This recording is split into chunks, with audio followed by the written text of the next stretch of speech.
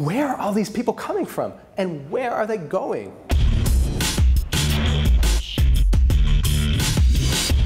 Global citizens, welcome to this week's episode of Global Voices. I'm Hans Glick. Fun fact about me, I was born in Buffalo, New York. Yeah, Buffalo!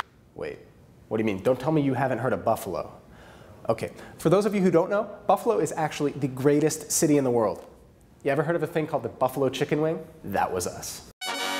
Anyway, I bring up Buffalo because this week I want to talk about something that's near and dear to my heart as a Buffalonian. Refugees. Before you say anything, yes, Chicken Wing Capital USA does have something to do with refugees. I don't know if you guys heard about this, but there are now more forcibly displaced people in the world than ever. The grand total is pretty unbelievable. Last year, more than 59.5 million people were kicked out of their homes or prevented from returning by stuff like war and persecution. 59.5 million people. That's the biggest tally ever, and it's gone up 40% in just 3 years. That number hit close to home for me. Here's why. My hometown is also home to a surprisingly large refugee population. Don't believe me? Here's a recent stat. From 2010 to 2014, close to 9,000 refugees moved to Buffalo. For a city of around 300,000 people, that's not chump change. I got to know some of those refugees growing up. Remember Phoebe, the woman I told you about a few vlogs back? She's a great example. Another example, I used to play soccer with a couple refugee guys from my church. Here's photographic evidence. Am I adorable or what? Every refugee I know has an incredible story to tell about how they made it to Buffalo. Hearing their stories gave me a sense of what it means to be a refugee and all of the incredible struggles that go along with it. But 60 million displaced people? How is anyone supposed to get their head around that? Here are some numbers that might help break it down for you.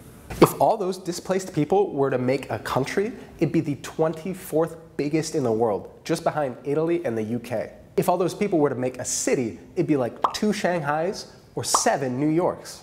You know the stadium where they just played the Women's World Cup final?